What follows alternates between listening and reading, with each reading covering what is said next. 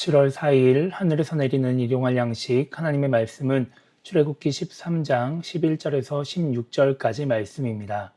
여호와께서 너와 내 조상에게 맹세하신 대로 너를 가나안 사람의 땅에 인도하시고 그 땅을 내게 주시거든 너는 태에서 처음 난 모든 것과 내게 있는 가축의 태에서 처음 난 것을 다 구별하여 여호와께 돌리라. 수컷은 여호와의 것이니라.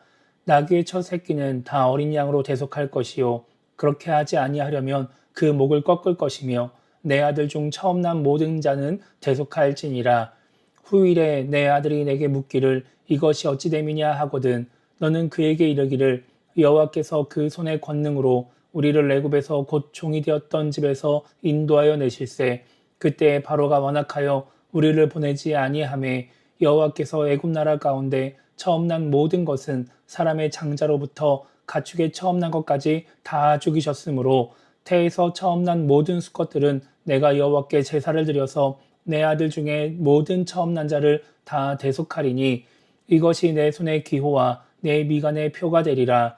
이는 여호와께서 그 손의 권능으로 우리를 애굽에서 인도하여 내셨음이니라 할지니라. 아멘.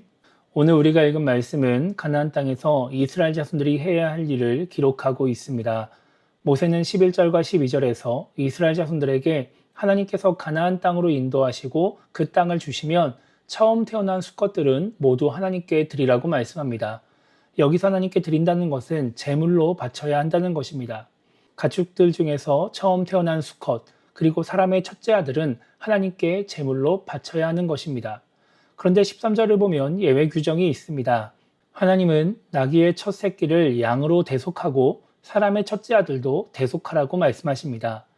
아직 공식적인 율법이 정해진 상태가 아니지만 나중에 정해질 율법에 의하면 나귀는 부정한 짐승에 속합니다.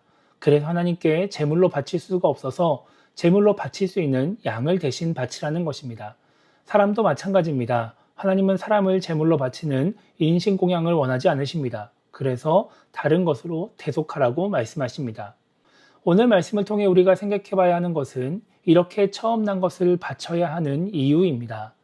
모세는 나중에 아들이 왜 이렇게 해야 되느냐고 물으면 이렇게 대답해 주라고 하면서 그 이유를 알려줍니다.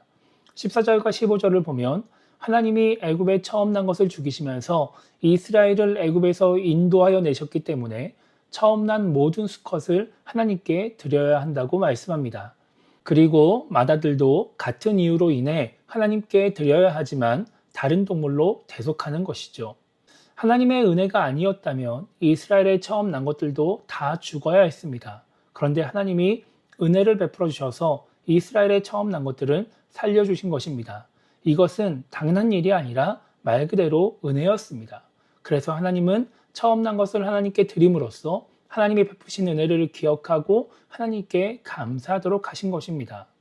성경을 보면 하나님은 인간에게 무언가를 먼저 요구하시고 그 일을 행하면 은혜를 베푸시지 않으십니다. 그러니까 내가 처음 난 것을 바치면 내가 애굽에서 구원해주고 가나안 땅을 주겠다 이렇게 말씀하시거나 내가 가나안 땅에서 계속해서 처음 난 것을 바치면 내가 가나안 땅에서 평안하게 살게 해주겠다 이렇게 말씀하지 않으신다는 것이죠. 하나님은 먼저 은혜를 베푸십니다. 먼저 이스라엘을 구원하시고 구원의 은혜를 베풀었으니까 나에게 이렇게 하라 이렇게 말씀하시는 것입니다. 그렇게 무언가를 요구하시는 것도 받은 만큼 보답하라고 하시는 것이 아닙니다. 그저 그 은혜를 기억하고 계속해서 하나님을 잘 섬기게 하기 위함인 것입니다. 하나님이 가나안 땅에 들어가서 처음 난 것을 바치라고 하시는 이유는 광야에서는 그렇게 할 수 없기 때문이 아닙니다. 앞으로 가나안 땅에 들어가서 안정된 삶을 살아갈 때 광야에서처럼 하나님만 바라보고 살 수 없을 때 그때 계속해서 하나님을 기억하고 하나님을 잘 믿게 하기 위함인 것이죠. 그런데 이런 하나님의 마음을 알지 못하면 하나님께 처음 난 것을 드리는 게 아까워집니다. 한번 죽을 것을 넘기게 해주시고 계속해서 처음 난 것을 바치라고 하시니까 내가 뭔가 손해보는 기분이 드는 것입니다. 그러면 이 일들을 하기 어려워집니다. 하나님이 원하시는 신앙생활을 할 수가 없게 되는 것이죠. 그렇기 때문에 올바른 신앙생활을 하려면 그렇게 제대로 된 신앙생활을 하려면 하나님의 의도를 잘 알아야 하는 것입니다. 하나님은 절대 우리를 괴롭히고 싶어 하시는 분이 아닙니다. 우리를 힘들게 하려고 하는 분이 아니십니다. 그렇다고 생각하기에는 하나님이 받으시는 것보다 더 많은 은혜를 우리에게 베풀어 주고 계십니다.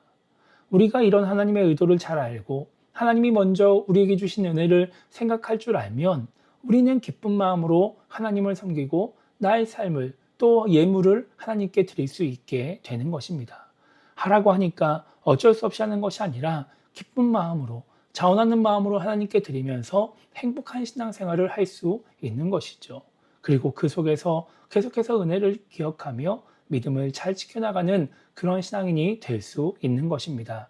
그래서 오늘 하루를 시작하며 우리가 이렇게 기도했으면 좋겠습니다. 하나님이 나에게 베푸신 은혜를 먼저 기억할 줄 아는 신앙인이 되게 달라고 기도했으면 좋겠고요. 그래서 하나님을 섬기고 하나님의 은혜에 보답하는 일을 자원하는 마음으로 기쁘게 함으로써 행복한 신앙생활을 해나가는 그런 신앙인이 되게 달라고 기도하며 오늘 하루를 시작했으면 좋겠습니다. 오늘도 하나님을 잘 섬김으로써 은혜에 보답하는 그런 하루가 되기를 주님의 이름으로 축복합니다.